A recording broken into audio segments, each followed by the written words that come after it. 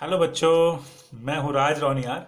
और बेटा आज मैं लाया हूँ आपके लिए एक स्पेशल टॉपिक मेंडल्स का लॉ ऑफ सेग्रीगेशन।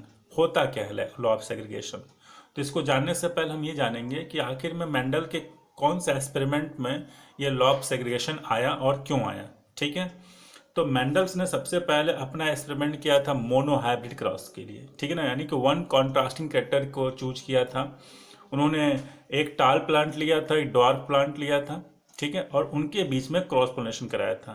तो हमने क्या देखा था कि F1 जनरेशन में सारे जो पौधे थे वो क्या थे, टाल थे। तो उसी के आधार पर यानी कि हम उसी उसी बेस पर उन्होंने पहला अपना काउंटर लॉ ऑफ इनहेरिटेंस का पहला जो रूल दिया वो क्या था, लॉ ऑफ डोमिनेंस था। बात समझ में आ रहा है बेटा? ठीक है बेटा। तो ये लॉ ऑफ डोमिनेंस उन्होंने दिया था कि सारे पौधे टाल क्यों हैं, छोटे क्यों नहीं हैं।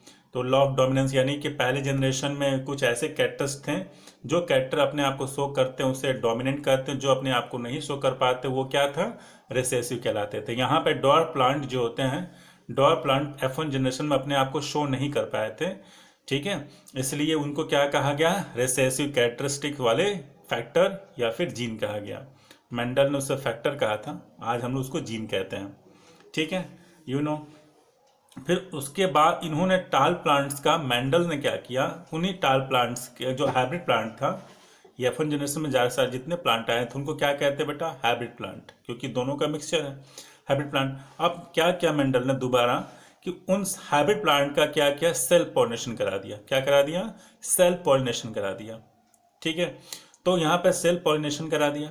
तो इन्होंने क्या देखा, मेल गैमिट फीमेल गैमिट। ठीक है, you know that gamete formation और अलग अलग हुए, और यूजिंग ए पुनेट स्क्वायर बोर्ड हमने क्या किया, ये ऐसे कर दिया। ठीक है, ये आपको पता है। फिनोटिपिकली हमने क्या देखा, फिनोटिपिकली हमने देखा कि एक जो तीन पौधे क्या थे, लंबे लंबे थे। तीन पौधे जो होते हैं लंबे लंबे थे, और एक पौधा क्या आ गया, छोटा आ गया। यानी कि एक प्लांट जो होता है ड्वार्फ कैरेक्टरिस्टिक आ गया। यानी कि F2 जनरेशन, यानी कि ये क्या है, F2 जनरेशन।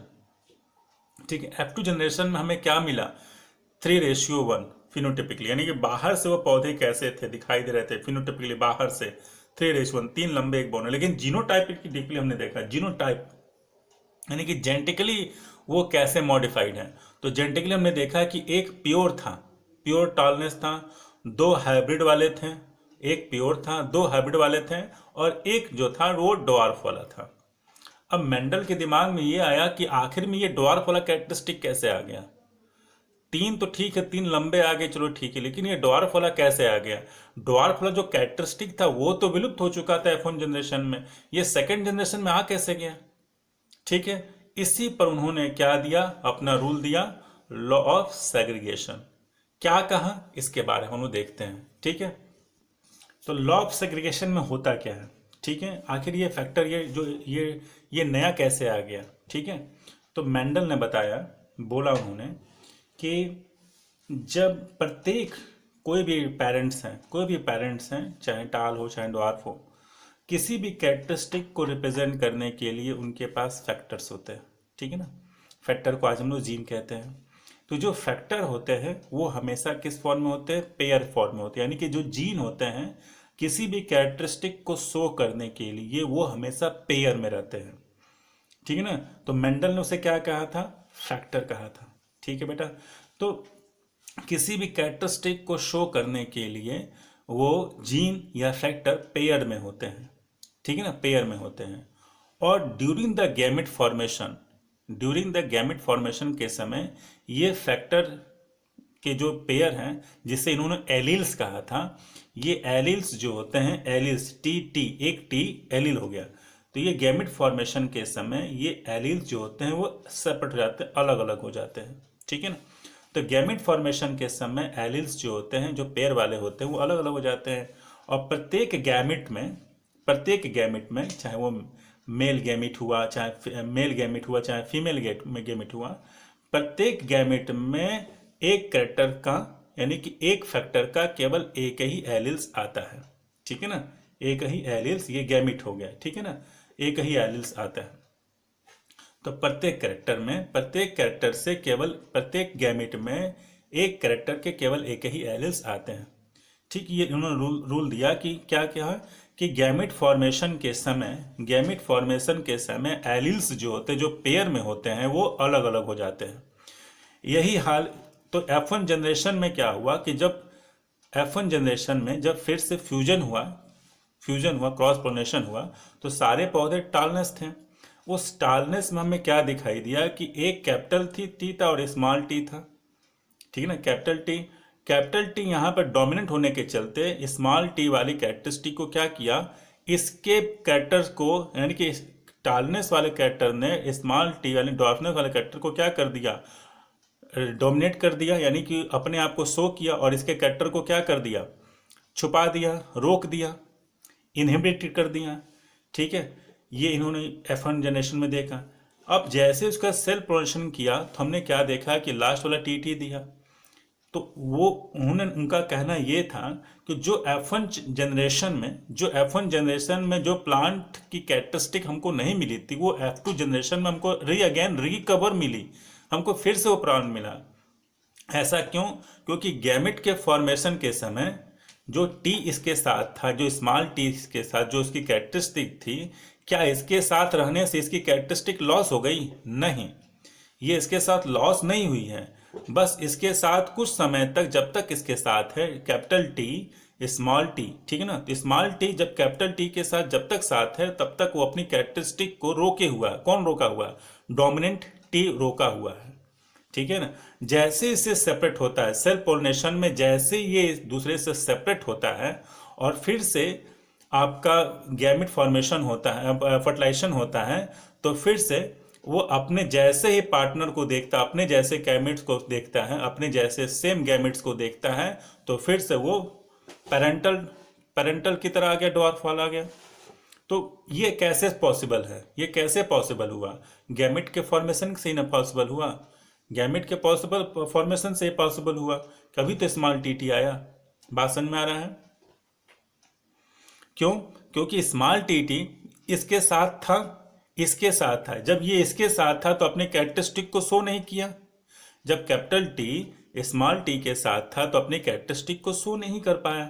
लेकिन जैसे ही सेल पोलिनेशन में, दूसरे F2 जनरेशन में सेल पोलिनेशन में जैसे ये दोनों एक दूसरे से अलग हुए, कैपिटल टी और स्मॉल टी अलग हुए और फिर से फर्टिलाइजेशन हुआ, तो ये फिर से जा करके इनके साथ मिल गए। तो लॉ ऑफ सेग्रीगेशन हमें क्या कहता है? तो लॉ ऑफ सेग्रीगेशन हमें ये कहता है कि F1 जनरेशन में जो कैरेक्टरिस्टिक हमें नहीं मिला, जो हमें कैरेक्टरिस्टिक नहीं दिखाई दिया, डॉर्फ कैरेक्टरिस्टिक हमें नहीं दिया, क्योंकि डोमिनेंट कैरेक्टर जो है उसको रोका हुआ, तो उसके कैरेक्टर्स को छुपा दिया था। लेकिन जैसे ही F2 जनरेशन में गए और जैसे ही वो फिर से वो कैपिटल टी स्मॉल टी अलग अलग हुए गैमेट फॉर्मेशन के समय, और जैसे ही अलग हुए और फर्टिलाइजेशन के समय फिर से वो मिल गया अपने रीयूनियन के साथ, स्मॉल टी के साथ मिल गया, ये हुआ टी के साथ मिला। ये कब हुआ? क्योंकि गैमेट फॉर्मेशन हुआ और फिर से वो डॉट प्लांट आ गया। तो डॉट प्लांट आया क्यों? इसलिए ये मेंडल्स ने लॉ ऑफ सेग्रीगेशन का रूल दिया। बात समझ में आ रहा है? इसको एक बार स्क्रीनशॉट ले लीजिए बेटा, ठीक है। और लॉ ऑफ सेग्रीगेशन आपको बस समझ में आना चाहिए कि लॉ ऑफ सेग्रीगेशन होता क्या है, ठीक है। मैं इसको अभी लिख कर दे देता हूँ। तो लॉ ऑफ सेग्रीगेशन क्या कहता है? स्टेट आपकी बुक में क्या लिखा हो बेटा? बुक में ये कहता है कि this law state that the through the parents contain 2 alleles, ठीक है ना। हमें पता है कि किसी भी कैरेक्टरिस्टिक के लिए 2 एलिल्स मौजूद होते हैं, ठीक है ना। और गैमेट फॉर्मेशन के during the gamete formation the factor और alleles are pair segregate. Gamete formation के समय ये दोनों क्या हो गए? अलग अलग हो गए। ये स्मॉल टी भी ले लिया जाए, ये अलग अलग हो गए, ठीक है ना, अलग अलग हो गए। Such that A gamete receive, यानी कि जो गैमेट्स होते हैं वो अपने पेरेंटल से केवल एक फैक्टर, यानी दोनों फैक्टर में से केवल एक ही फैक्टर रिसीव करता है, यानी कि एक ही एलिल्स रिसीव करता है। एक फैक्टर में 2 एलिल्स होते हैं और दोनों एलिल्स जो होते हैं उसमें से केवल एक ही एलिल्स जो होते हैं गैमेट में आते हैं, ठीक है। हेंस क्या लिखा है? Hence the allele do not show any blending. मतलब क्या हुआ कि हमने क्या देखा कि जब इनका क्रॉस पोलिनेशन कराया तो सभी पौधे स्मॉल टी, ये कैपिटल टी स्मॉल टी, और जैसे ही हमने इसका सेल पोलिनेशन कराया बेटा, सेल पोलिनेशन कराया था, हमें एक स्मॉल टी मिला था F2 जनरेशन में, और पहले जनरेशन में हमें स्मॉल टी यानी कि डॉर्फ हमको नहीं मिला था, नहीं ना मिला था, डॉर्फ नहीं मिला था। तो यही बोला है कि जो एलिल्स जो होते हैं, वो एलिल्स जो होते हैं वो दूसरे कैरेक्टरिस्टिक को रोक तो देते हैं पर उसको हमेशा के लिए ब्लेंड नहीं कर पाते, यानी कि हमेशा उसको उसी कैरेक्टरिस्टिक को लॉस नहीं कर देते हैं कि अब वो कैरेक्टरिस्टिक खत्म हो गया, नहीं। जैसे ही वो इसके चक्कर से बाहर हुआ, जैसे इससे अलग हुआ, फिर से अपनी कैरेक्टरिस्टिक को क्या कर दिया, शो कर दिया। The alleles do not show any blending। Blending मतलब उसको उसके कैरेक्टरिस्टिक को रोक मतलब कि लॉस नहीं कर देता, खत्म नहीं कर देता है, बस जब तक इसके प्रभाव में रहता है तब तक उसके अपने जो डोमिनेट रहता है अपनी कैरेक्टरिस्टिक को शो करता है। जैसे ही अलग हुआ, गैमेट फॉर्मेशन के समय अलग हुआ और अपने पुराने साथी से मिल गया, अपने पुराने जैसे साथी से मिल गया, तो फिर से वो अपनी कैरेक्टरिस्टिक को शो कर दिया। सिंपल है। Hence the alleles do not show any blending. ठीक है ना, F2 जनरेशन हमको मिल गया, ब्लेंडिंग कहाँ हुआ, ये डॉर्फ कैरेक्टरिस्टिक ब्लेंडिंग कहाँ हुआ, क्यों F1 जनरेशन में नहीं बना था, लेकिन F2 जनरेशन में हमको मिल गया। इसका मतलब क्या हुआ कि ये F2 ब्लेंडिंग नहीं हुआ था, अपनी कैरेक्टरिस्टिक को खोया हुआ नहीं था, हाँ इसके साथ रहने से कुछ समय तक ये अपनी कैरेक्टरिस्टिक को रोका हुआ था, जैसे अलग हुआ फिर से अपनी कैरेक्टरिस्टिक को वापस आ गया। ठीक है, तो इसका मतलब कैरेक्टरिस्टिक लॉस नहीं होते हैं। ठीक है ना, alleles do not show any blending and both the character are recover. दोनों कैरेक्टर्स यानी कि टालनेस और डॉर्फनेस हमें किस में प्राप्त होंगे, F2 जनरेशन में प्राप्त हो गए। ठीक है ना, जो F1 जनरेशन में नहीं मिला था। ठीक है, तो इसका स्क्रीनशॉट ले लीजिए बेटा, मैं इसको थोड़ा सा ले लेता हूं इस तरह से, इसका स्क्रीनशॉट ले लो बेटा, हो गया।